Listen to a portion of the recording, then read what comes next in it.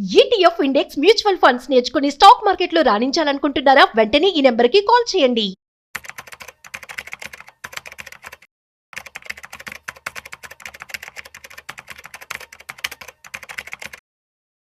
ఈ మధ్య credit risk funds Nifty కంటే ఎక్కువ జనరేట్ చేస్తూ ఉన్నాయి.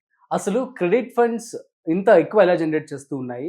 సో ఈ విషయాలు కూడా మనతో చెప్పడానికి ఫైనాన్షియల్ ఎక్స్పర్ట్ సుందరాం రెడ్డి గారు ఉన్నారు. సో వారి మాటలో మరింత సమాచారం అడిగి తెలుసుకుందాం. Hi, hello, namaste, welcome to business buzz with Rajeev Pasupuleti on Suman TV. Hi sir, నమస్తే. నమస్తే. యా సార్, ఈ మధ్య మనం చూస్తున్నట్టయితే క్రెడిట్ రిస్క్ ఫండ్స్ అనేవి నిఫ్టీ కంటే ఎక్కువ పర్ఫామ్ చేస్తూ ఉన్నాయి. అసలు ఎట్లా సాధ్యం అంటారు? బేసికల్ గా క్రెడిట్ రిస్క్ ఫండ్స్ అనేది డెట్ మ్యూచువల్ ఫండ్స్ అండి. అవి అంటే క్రెడిట్ రిస్క్ ఎక్కువ నాట్లు ఇన్వెస్ట్ చేస్తాయి. అవును. మామూలుగా అయితే త్రిబుల్ ఏ రేటింగ్ ఉందనుకోండి, క్రిసిల్ రేటింగ్ త్రిబుల్ ఏ ఉంటే అవి safe and more guarantee returns అని లెక్క అనమాట. ఓకే. అండ్ ఏఏ ఉందనుకోండి, అవి దాంట్లో రిస్క్ కొంచెం ఎక్కువ ఉన్నట్లు లెక్క అనమాట. అందుకని క్రెడిట్ రిస్క్ అంటే ఆ పదంలో ఉన్నట్టు క్రెడిట్ రిస్క్ లో ఉన్నాయి అనమాట. అంటే తక్కువ సేఫ్టీ ఉన్న క్రెడిట్ ఫండ్స్ అనమాట ఇవి, డెట్ ఫండ్స్ అనమాట ఇవి. ఇలాంటి వాటిలో ఇన్వెస్ట్ చేస్తే న్యాచురల్ కొంచెం ఎక్కువ రిటర్న్స్ వస్తాయి మామూలు వాటితో పోల్చుకుంటే. బేసికల్ ఇప్పుడు ఇండియాలో డెట్ ఫండ్స్ లో ఉండి నాకు 100% గ్యారంటీ కావాలి అనుకుంటే it's none other than the government of India equity గిటం. మీరు ట్రెజరీ బిల్స్ కొన్నారనుకోండి, టీ బిల్స్ అలాంటివి, అది సాక్షాత్ గవర్నమెంట్ కి ఇచ్చేస్తున్నాం కాబట్టి ఇంకా డిఫాల్ట్ అవటం ఏమి ఉండదు కదా. బట్ రిటర్న్స్ లోయెస్ట్ ఎత్తాయి, ఎందుకంటే 100% guarantee backed by the government of India కాబట్టి. నాకు ఇంకొంచెం ఎక్కువ కావాలనిపించింది అనుకో, మనం బ్యాంకులకు ఇస్తాం. ఎవరు గ్యారంటీ ఇస్తారు? RBI. But up to 5 lakh వరకు ఇస్తుంది గ్యారంటీ, ఎక్కువ ఇవ్వదు. అందుకని ఆర్బీఐ మనం బ్యాంక్ లో పెట్టినప్పుడు టీ బిల్స్ తో పోల్చుకుంటే కొంచెం ఎక్కువ వస్తుంది. ఓకే, కాదు నాకు ఇంకా ఎక్కువ కావాలి, డెట్ ఫండ్స్ నాకు ఇంకొంచెం ఎక్కువ కావాలనిపించింది అనుకోండి, అప్పుడు ఏంటంటే నాన్ కన్వర్టబుల్ డిబెంచర్స్ అని రిలీజ్ చేస్తూ ఉంటారు. లైక్ పవర్ కంపెనీస్ ఉన్నాయి కదా, వాళ్ళు ఫ్రీక్వెన్సీగా డబ్బు కావాలి కదా వాళ్ళకి, వాళ్ళు లాంచ్ ఎన్టీపీసీ కావచ్చు, లేకపోతే పవర్ గ్రిడ్ కావచ్చు, పవర్ ఫైనాన్స్ కార్పొరేషన్ కావచ్చు, ఇలాంటి వాళ్ళు నిరంతరం ఈ నాన్ కన్వర్టబుల్ డిబెంచర్స్ లాంచ్ చేస్తూ ఉంటారు. వాళ్ళు బ్యాంకులతో పోల్చుకుంటే లేదు ఒక 0.5% ఎక్కువ ఇస్తారు. అంటే మనం 7.5 అట్లా ఎక్స్పెక్ట్ చేయాలి. బ్యాంకులు 6 ఇచ్చినాయి అనుకోండి, వీళ్ళు 7 దాకా ఇస్తారు. సో వీళ్ళు కూడా డిఫాల్ట్ అవర్ గ్యారెంటీ డబ్బు ఇస్తారు. వీళ్ళందరికీ త్రిబుల్ ఏ రేటింగ్ ఉంటుంది బై డిఫాల్ట్. ఇక్కడ ఎక్కువ వస్తుంది. నాకు ఇంకా ఎక్కువ కావాలనిపించింది అనుకోండి, అప్పుడు ఏదైనా కంపెనీ అన్నోన్ కంపెనీలో లాంచ్ చేశారు అనుకోండి, వాళ్ళు డబ్బు కావాలనుకోండి, వాళ్ళు 9 దాకా ఇస్తారు. ఎందుకంటే అది అన్నోన్ కంపెనీ, ఎవరు ఇన్వెస్ట్ చేయరు, ఎందుకంటే నీకు హిస్టరీ లేదు కదా. ఫస్ట్ వాళ్ళు అటెన్షన్ గ్రాప్ చేసుకోవడం కోసం. అవును, కొత్తగా లైక్ అన్నోన్ హౌసింగ్, లేటెస్ట్ గా వచ్చిన హౌసింగ్ ఫైనాన్స్ కంపెనీస్, లేటెస్ట్ గా వచ్చిన మైక్రో ఫైనాన్స్ కంపెనీస్, వాళ్ళకి డబ్బు కావాలి, వాళ్ళకి వాళ్ళ దాంట్లో ఎవరు ఇన్వెస్ట్ చేయరు కదా. అందుకని వాళ్ళకంటే రిస్క్ ఎక్కువ కదా. అలాంటి వాళ్ళు రఫ్ గా 9% దాకా ఇస్తారు, 9 to 10 దాకా ఇస్తారు, 9-10%. అంటే with in the debt funds, debt అంటేనే 1% క్యాపిటల్ గ్యారంటీ ఫండ్, వాటిలోనే గవర్నమెంట్ వాళ్ళ టీవీల దగ్గర నుంచి అది 1 year bond, 5 years bond, 10 years bond ఏదైనా కావచ్చు, గవర్నమెంట్ కి వడ్డీకి ఇచ్చే దగ్గర నుంచి అండ్ ప్రైవేట్ కంపెనీకి ఇచ్చే దగ్గరకి టోటల్ ప్రాసెస్ లో ఈ క్రెడిట్ రేటింగ్ కంపెనీస్ వాళ్ళు ఇచ్చిన రేటింగ్ బేస్ గా తీసుకొని మనకు అంత రిస్క్ మనం అనలైజ్ చేసుకుంటూ పోతాం అనమాట.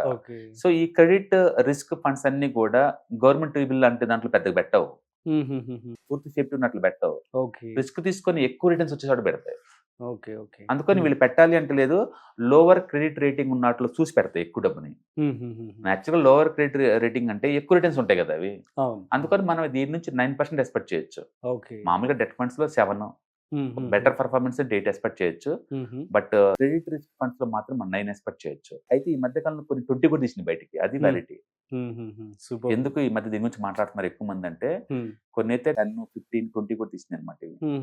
సో అవి ఎలా జనరేట్ చేసినాయి అంటే, బాండ్ ఎప్పుడన్నా వీళ్ళు కొన్నారనుకోండి, అది రేటింగ్ ఏజెన్సీ వాళ్ళు ఇచ్చినప్పుడు డబుల్ ఏ అలా కొన్నారనుకోండి, అప్పుడు వీళ్ళు ఎక్కువ ఆఫర్ చేస్తారు, 10, 9.5 అలా ఆఫర్ చేస్తారు. ఒకవేళ కంపెనీ పర్ఫార్మెన్స్ బాగా ఇంప్రూవ్ అయ్యి పేయింగ్ కెపాసిటీ వచ్చింది అనుకోండి, అప్పుడు క్రిసిల్లో ఏంటంటే దాని రేటింగ్ అప్డేట్ చేస్తారు త్రిబుల్ ఏ కింద. త్రిబుల్ ఏ అయినప్పుడు తొందరగా అప్రిషియేట్ జరుగుతుంది వీళ్ళకి. అంటే వీళ్ళకి వడ్డీ రూపంలో కొంత వస్తుంది, అప్రిషియేషన్ రూపంలో కొంత రావచ్చు అనమాట వీళ్ళకి, అలా వస్తుంది. రెండోది డిఫరెంట్ టైంలో డిఫరెంట్ వడ్డీ రేట్లు ఉంటాయి కదా. వాళ్ళకి అర్జెంట్ షార్ట్ టర్మ్ కోసం కావాలనుకోండి ఎక్కువ ఇచ్చి తీసుకుంటారు, లాంగ్ టర్మ్ అనుకోండి తక్కువ ఇచ్చి తీసుకోవచ్చు కదా. అలాంటి డిఫరెన్స్ ఉంటుంది, అలాంటి వాటిని వీళ్ళు ఎన్కాష్ చేస్తారు. మొత్తానికైతే ఈ క్రెడిట్ రిస్క్ డెట్ ఫండ్స్ వాళ్ళు లాంగ్ టర్మ్ పాయింట్ ఆఫ్ లో వాళ్ళు డిఫరెంట్ స్టేజ్ల్లో ఉన్న లో క్రెడిట్ రేటింగ్ ఉన్నట్లు ఇన్వెస్ట్ చేసుకుని వెళ్ళిపోతారు. ఓకే. కొన్నిటికి 9.5 వడ్డీ ఉన్నట్టు, కొన్నిటికి 8% వడ్డీ, కొన్నిటికి 10% వడ్డీ ఉన్నట్టు పెట్టుకుంటూ పోతా ఉంటారు. ఆ మొత్తాన్ని మేనేజ్ చేసుకుంటే నీకు ఇస్తున్నారు అనమాట. మనం బ్యాంక్ వెళ్తే ఒక బ్యాంకే ఇస్తాం కదా. మీరు ఇలాంటి క్రెడిట్ రిస్క్ ఫండ్స్ లో, డెట్ ఫండ్స్ లో పెట్టారనుకోండి, వాళ్ళు ఒకదాని కాదు ఒక 20-30 కంపెనీలకి స్ప్రెడ్ చేస్తారు రిస్క్ ని. రిస్క్ డైవర్సిఫై చేస్తారు. ఎక్కువ వడ్డీ రావాలి అంటే క్రెడిట్ రేటింగ్ తక్కువ పర్వాలేదు అనమాట వాళ్ళ ఉద్దేశం అది. అట్లా అయితే ఒకప్పుడు కోవిడ్ అప్పుడు ఏంటంటే ఆ కోవిడ్ టైంలో పేయింగ్ కెపాసిటీ లేక స్ప్రెడ్స్ ఎక్కువ ఉండేవి. అది 2 to 4% మధ్య ఉండేది. బట్ ఇప్పుడు అంత రాదండి. ఎకానమీ ఫుల్ స్వింగ్ లో ఉంది కదా, అందుకని అందరికి రేటింగ్స్ బాగున్నాయి ఇప్పుడు. అందుకని ఇంత ముందులాగా అమౌంట్ ఇప్పుడు వస్తుందంటే రాకపోవచ్చేమో కానీ, బట్ ఈ కెన్ ఎక్స్పెక్ట్ 8 to 9% ఎక్స్పెక్ట్ చేసి తీసుకోవచ్చు. కాబట్టి నేను కన్జర్వేటివ్ ఇన్వెస్టర్ ని, కొంచెం రిస్క్ తీసుకుంటాను. నేను లాంగ్ టర్మ్ ఇన్వెస్టర్ ని, డెట్ ఫండ్స్ లోనే ఉండాలి. But with in the debt funds లోనే కొంచెం రిస్క్ తీసుకుంటాను, నాకు 1% ఎక్కువ కావాలి అనుకున్న వాళ్ళు ఈ క్రెడిట్ రిస్క్ ఫండ్స్ ని మనం తీసుకోవచ్చు. ఓకే, ఇప్పుడు కనుక ఇక్కడ చూసారనుకోండి, ఇక్కడ లాస్ట్ ఇయర్ కొన్ని బాగా ఇచ్చినాయండి. కొన్ని బాగా ఇచ్చినాయి, లైక్ 9% కన్నా ఎక్కువ ఇచ్చింది. చూడండి ఎన్ని ఇచ్చినాయి. హెచ్డిఎఫ్సి క్రెడిట్ రిస్క్ 9.3 ఇచ్చింది last year. And ICICI Pru credit risk fund 9.7 ఇచ్చింది. అండ్ కొన్ని అయితే లేదు, ఆదిత్య బిర్లా వాళ్ళ క్రెడిట్ రిస్క్ ఫండ్ అయితే ఆల్మోస్ట్ 17% ఇచ్చింది, 17. అండ్ మెజారిటీ ఫండ్స్ అయితే 9 దాటినాయండి. 9% డెట్ ఫండ్స్ సూపర్ అనమాట. మనం ఓన్ గా పెడితే ఏమవుతుందంటే ఒకే దాంట్లో పెడతాం కాబట్టి అది దివాలా తీస్తుంది అనుకోండి, మనం దివాలా తీస్తాం. వీళ్ళు ఏంటంటే అలాంటి రిస్క్ లేకుండా ఉన్నట్టు చూస్తారు, ప్లస్ రిస్క్ డైవర్సిఫై చేస్తారు. కాబట్టి ఎవరైనా డెట్ ఫండ్స్ లో పెడదాము 3 years కి అనుకుంటే ఇలాంటివి చూస్ చేసుకోవచ్చు. బట్ గుర్తుపెట్టుకోండి, ఇది డెట్ ఫండ్. డెట్ ఫండ్స్ లో ఉన్న ప్రాబ్లం ఏంటంటే ఇండివిజువల్ ట్యాక్స్ బ్రాకెట్ చూసి ఇన్కమ్ ట్యాక్స్ పడతాయి మీకు. మ్యూచువల్ ఫండ్ కేటగిరీ కింద కాదు ఇవి, డెట్ ఫండ్స్ కదా. డెట్ ఫండ్స్ కి వేరే రూల్స్ ఉంటాయి. అందుకని short term capital gain tax, long term capital gain type దీనికి ఎగ్జామ్షన్ రూల్స్ ఉంటాయి. ఇదేంటంటే ఇండివిజువల్ ట్యాక్స్ బ్రాకెట్ ఎంత ఉందో అంత ట్యాక్స్ పడే ఛాన్స్ ఉంది. అంటే లెస్ దెన్ 3 years లో నువ్వు బయటకు పోతే ఎగ్జిట్ లోడ్స్ కూడా వేస్తారు. ఈక్విటీ లాగా 1 year కాదు దీంట్లో. అందుకని మీరు 3 years లోపు బయట పోకుండా బెటర్ అనమాట. మీరు 1 year లో బయటకు పోతేనేమో 3% వేస్తారు పెనాల్టీ, 2 years లో బయటకు పోతే 2% వేస్తారు పెనాల్టీ, 3 years తర్వాత బయటకు వెళ్తే 0 అనమాట. 3 years దాటితే 0 వేస్తారు. అందుకని మీరు 3 years లోపు బయటకు పోకుండా ఉండాలి. రెండోది, మీరు ఇంట్లో ఓల్డ్ ఏజ్ ఇన్కమ్ లేని వాళ్ళ పేరు మీద తీసుకోవడం బెటర్ అనమాట ఇవి. ఎందుకంటే ఇండివిజువల్ ట్యాక్స్ బ్రాకెట్ మీద బట్టి ట్యాక్స్ వేస్తారు కాబట్టి అలాంటివి చూసుకుంటే బాగుంటది. ఏదైనా సరే డెట్ లో ఉండి స్టిల్ 9% సంపాదించుకోవచ్చు అనుకున్న వాళ్ళకి ఇలాంటి మ్యూచువల్ ఫండ్స్ బాగుంటాయి. కొంచెం స్టడీ చేస్తే ఎందుకని బెటర్ ఫండ్స్ దొరకచ్చు. డెట్ ఫండ్స్ బాగుంటాయి బేసికల్ గా, ఫిక్స్డ్ ఇన్కమ్ లాగా ఉండాలి అనుకున్న వాళ్ళకి ఇలాంటివి తీసుకుంటుంది. బట్ ఇది గుర్తుపెట్టుకోండి, 3 years ఖచ్చితంగా మీరు ఉంటేనే మీకు అది వర్త్ అనమాట. లేదంటే బయటికి పోతే ఎగ్జిట్ లోడ్స్ చేస్తారు. Super sir, thank you so much. So guys, అర్థమైంది కదా. సో క్రెడిట్ రిస్క్ ఫండ్స్ అనేవి మంచిదే. మీరు అందులో ఇన్వెస్ట్ చేస్తూ 9% రిటర్న్స్ కనుక కావాలి అనుకున్నట్లయితే మాత్రమే ఇన్వెస్ట్మెంట్ చేసుకోండి. బట్ కొంచెం రిస్క్ అయితే ఉంటుంది. సో అది మీ యొక్క ఓన్ రీసెర్చ్ కూడా మీరు చేసి తర్వాత మీరు స్టార్ట్ చేసుకోండి. మీకు ఏమైనా డౌట్స్ ఉన్నట్లయితే ప్లీజ్ కామెంట్ చేయండి, మేము మీకు రిప్లై ఇస్తాము. ఇలాంటి మరిన్ని ఇంట్రెస్టింగ్ కాంటెంట్ కోసం చూస్తూనే ఉండండి Suman TV. Thanks for watching. This is Rajeev signing off. Hi, stock market లో వాలటిలిటీకి దూరంగా ఉంటున్నారా? పోర్ట్ఫోలియోస్ అన్ని కూడా రెడ్ లో ఉండి బ్లీడ్ అవుతున్నాయా?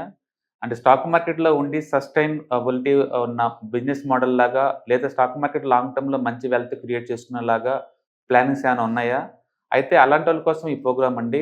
ETFs, index funds and mutual funds. మా స్టాక్ మార్కెట్లో ఉండి కూడా సెక్యూర్ వేలో మనీ మేక్ చేసుకునే పద్ధతి ఏదైనా ఉందంటే రిటైలర్స్కి ఈ 3 అనమాట. దీంట్లో కాంప్రహెన్సివ్గా మీకు ట్రైనింగ్ అండ్ గైడెన్స్ జరుగుతుంది. అండ్ వీకెండ్స్లో జరిగే ఈ ప్రోగ్రాంలో అటెండ్ అవటం ద్వారా ETFs, index funds and mutual ఫండ్స్లో మీ నాలెడ్జ్ పెంచుకోండి. మీ పోర్ట్ఫోలియో మీరే మెయింటైన్ చేయడం ద్వారా ఇయర్లీ యావరేజ్ మీద 20 to 30% మనీ మేక్ చేసుకోండి.